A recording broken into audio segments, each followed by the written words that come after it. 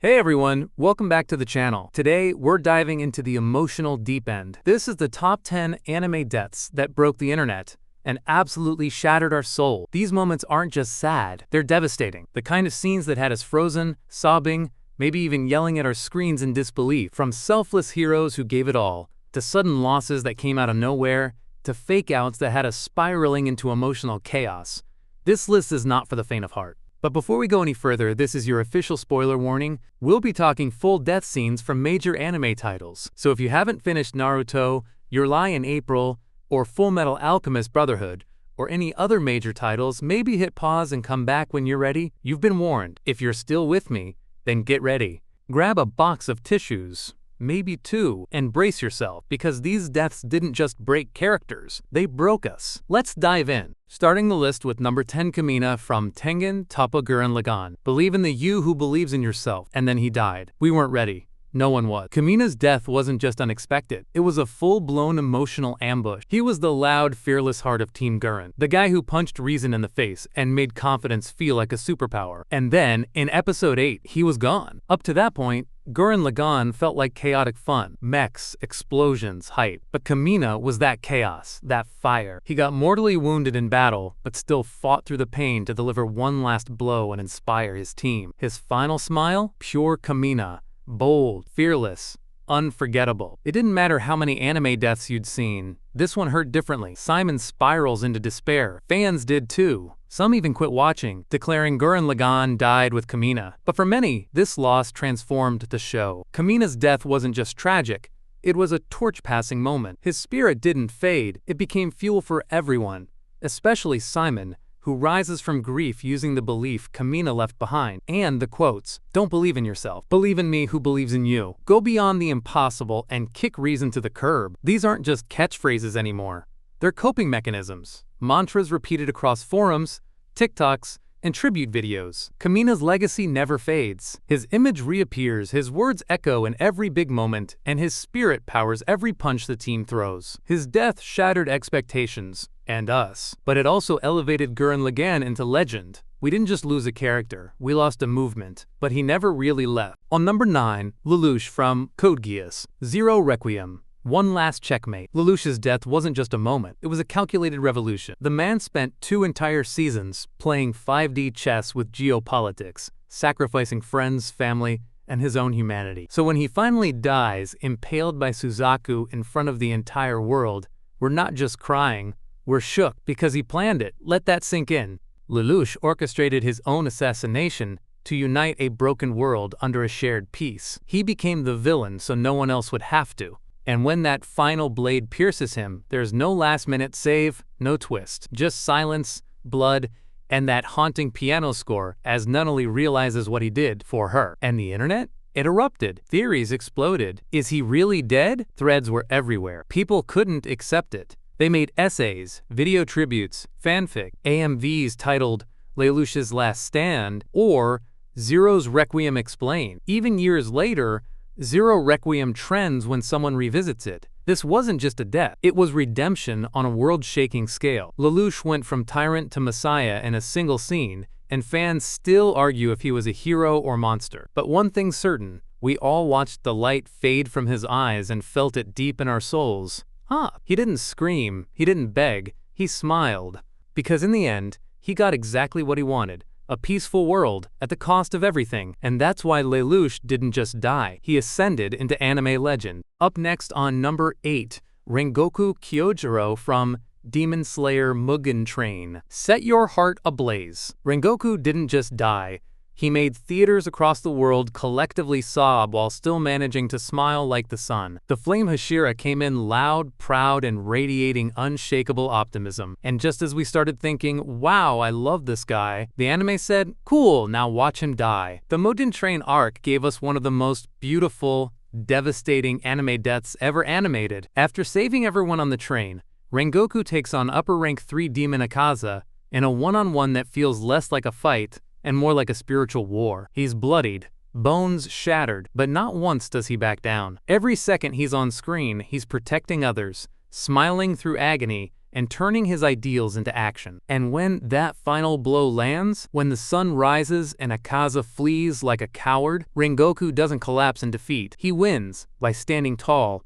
undefeated in spirit. His dying words to Tanjiro and the gang? Encouragement, guidance, love. The man dies like a damn hero, and we all crumbled. Basiti. The internet couldn't handle it. Set your heart ablaze became a mantra. Fan art surged, cosplay tributes exploded, and YouTube was flooded with Rengoku edits set to sad lo-fi and Linkin Park. People who didn't even watch Demon Slayer were mourning this man. He wasn't around long, but he made a permanent impact on the story, the fandom, and our hearts. Rengoku's death was a reminder that you don't need to live long to burn brightly. He made us feel proud, inspired, and shattered, all in one breath. And that's why Rengoku's death broke the internet and left us in flames. On number 7, we got Satoru Gojo from Jujutsu Kaisen. Throughout heaven and earth, I alone am the honored one. When Gojo died, it didn't just break the internet. It set the fandom on fire, dropped it off a cliff, and then stomped on the ashes.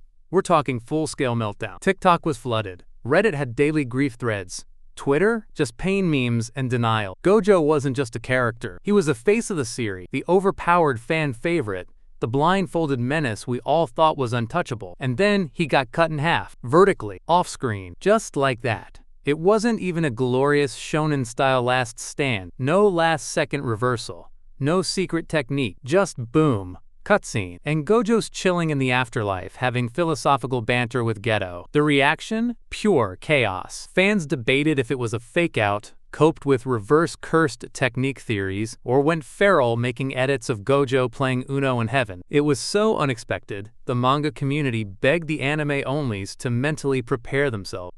What makes it worse? Gojo died after winning. He defeated Sukuna, made him sweat, humbled the king of curses, and still lost. It was a brutal reminder that in Jujutsu Kaisen, even gods can bleed. And when they do, it's fast, cold, and permanent. Gojo's death wasn't just emotional, it was symbolic. It ripped the safety net right out from under us. If he can die, no one's safe. The fandom's strongest sorcerer, mentor, and meme icon was gone in a flash. Colic. But even in death, Gojo stayed iconic. That smirk, that confidence, that line, "I win." You didn't lose, Gojo. We just weren't ready.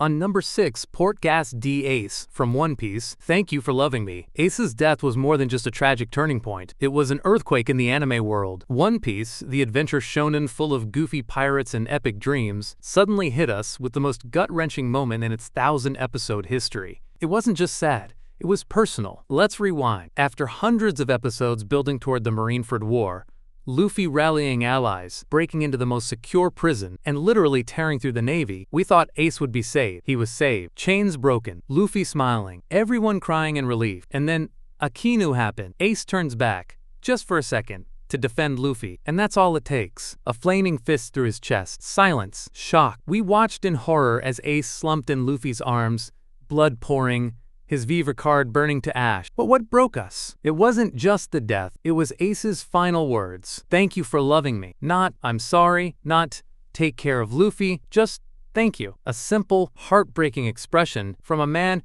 who never believed he deserved love. That's when we lost it. Luffy's scream? Pure, raw, animal grief. And we screamed with him. Ano, the internet reaction?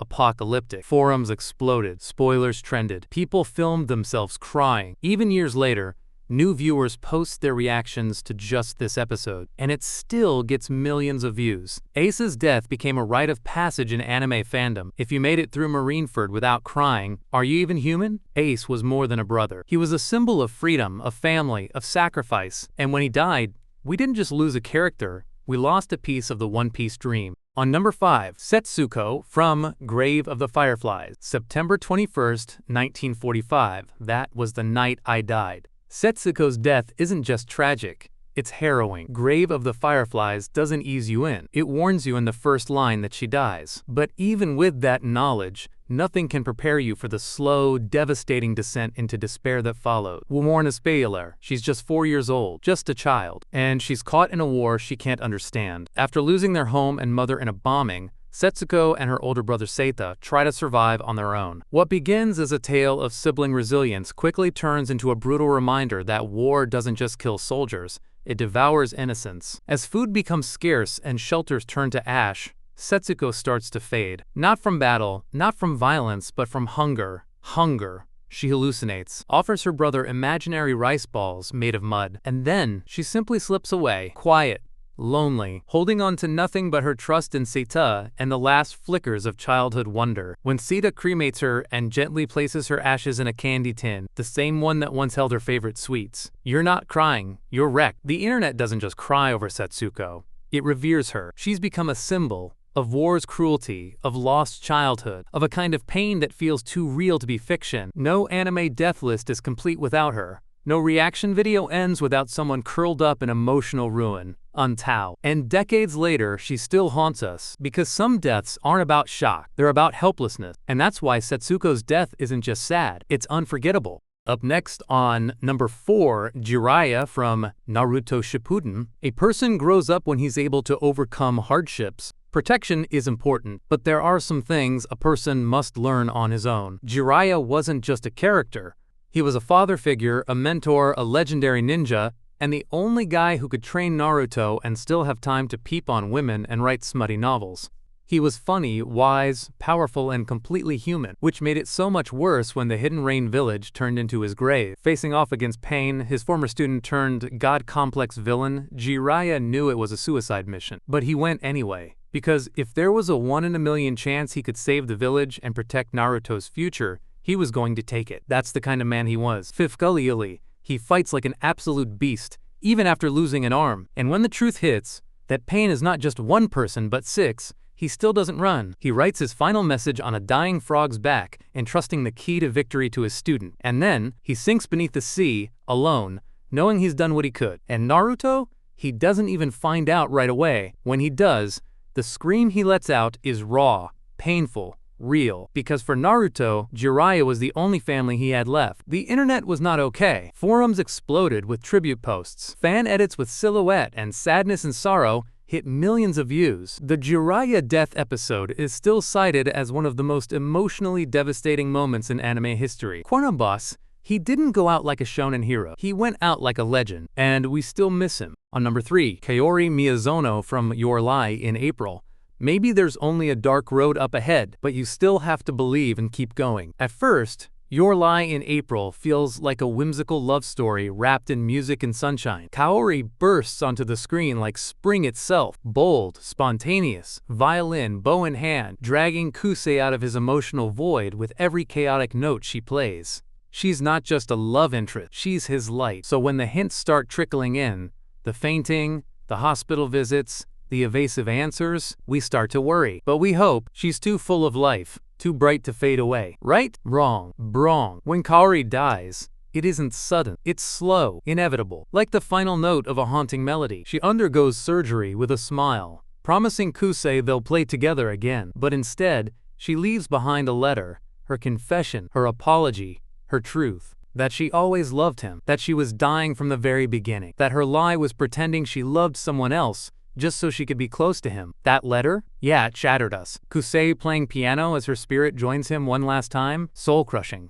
The show ends not with a scream, but with a whisper. A soft goodbye wrapped in music and cherry blossoms. The internet broke. Reaction videos full of silent weeping. TikToks captioned, "Just finished Your Lie in April," with nothing but tears. Kaori's letter lives rent-free in everyone's emotional trauma folder. Her death wasn't just sad, it was beautifully sad, and that's what made it unforgettable. Taksa na ata. She didn't go out in a blaze of glory. She faded like a song you didn't want to end. Up next on number 2, Itachi Uchiha from Naruto Shippuden. Sorry Sasuke, but this is the end. Itachi's death was not just a moment, it was an earthquake that shook the entire Naruto fandom to its core. For years, he was painted as a villain, a cold-hearted murderer who betrayed his clan and tormented his little brother Sasuke. Fans hated him, feared him, and desperately wanted Sasuke's revenge. But then, the truth came crashing down like a tidal wave. Itachi wasn't a villain at all. He was a tragic hero, a sacrificial brother who carried the weight of an entire clan's sins on his shoulders, forced to live a lie to protect the village and his brother. Suddenly, everything about him changed. He wasn't just a killer, he was a martyr. His final battle with Sasuke was intense, heartbreaking, and brutally honest. When Itachi collapsed, exhausted and dying, he gave Sasuke a last look full of love, forgiveness, and relief, a silent apology for all the pain he caused. The scene where Itachi touches Sasuke's forehead, echoing a childhood gesture, hit fans right in the feels. 6-V. The internet exploded. Reaction videos flooded with tears and awe. Theories were revisited, fan art flooded social media, and debates raged over whether his death was the saddest or most impactful in anime history. Itachi's death wasn't just a loss, it was a revelation, a complex mix of sorrow, respect, and bittersweet closure that still resonates deeply with fans worldwide. Because sometimes, the most powerful deaths aren't just about loss, they're about truth. Finally, on the top of the list on number 1, Mace Hughes from Full Metal Alchemist Brotherhood. I'll show you a happy family. Mace Hughes was the heart and soul of Full Metal Alchemist, the guy who could crack a joke mid-crisis, obsess over his daughter's cuteness, and still be the ultimate loyal friend to the Elric brother. He wasn't a flashy fighter or a brooding antihero. He was everybody's favorite warm-hearted family man. So when he's suddenly assassinated in cold blood by a homunculus, it hits like a sucker punch. One moment, Hughes is his usual goofy, loving self. The next, he's bleeding out in a hotel hallway, desperately trying to warn the Elrics about the secret conspiracy unraveling around them. His death scene isn't just tragic, it's gut-wrenching. The way he keeps calling for his wife and baby daughter, the raw panic in his voice, and then the silence, it's unbearable. And then comes the funeral, the slow pan over his friends and family, the tears, the emotional weight crushing everyone watching. The internet exploded. Fans shared fan art, tribute videos, and heartbroken reactions. His death became a watershed moment that showed anime wasn't afraid to get real with loss and grief. Memes popped up, but behind the humor was genuine sorrow.